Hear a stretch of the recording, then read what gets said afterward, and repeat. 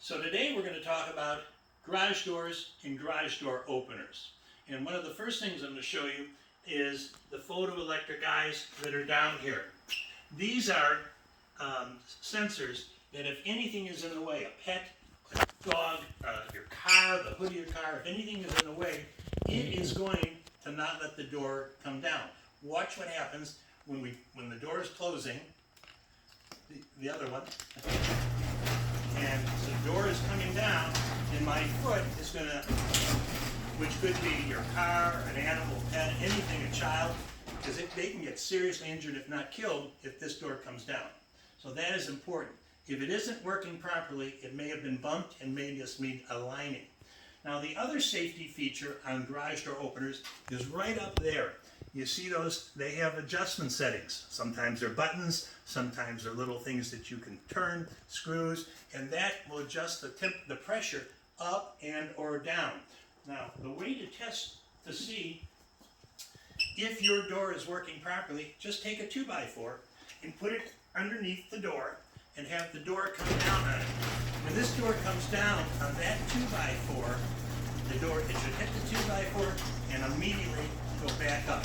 That means that is adjusted properly. Cool. The other thing, on the bottom of these doors is rubber weather stripping. Sometimes the mice eat through them, they deteriorate.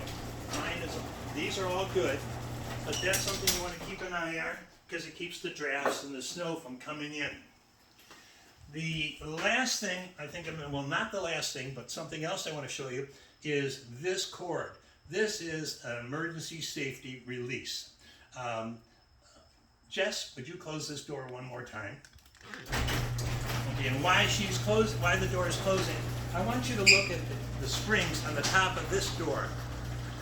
Those springs, sometimes we find them where they're broken, they're rusted, they're corroded, or they're failing. As they get older, the tension in those springs, because every time it opens and closes, those springs, watch them for a second and see how they're turning.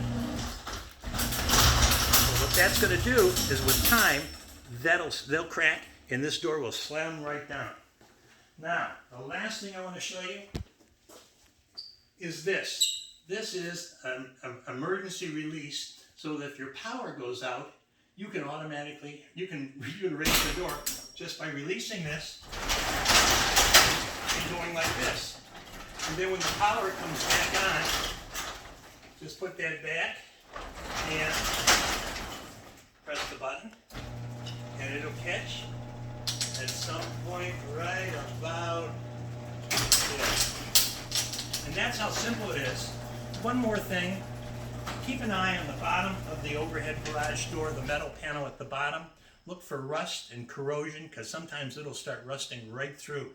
And if it does, you're going to have to replace the door. But if you get it in time, sand and paint it with a rust inhibiting paint.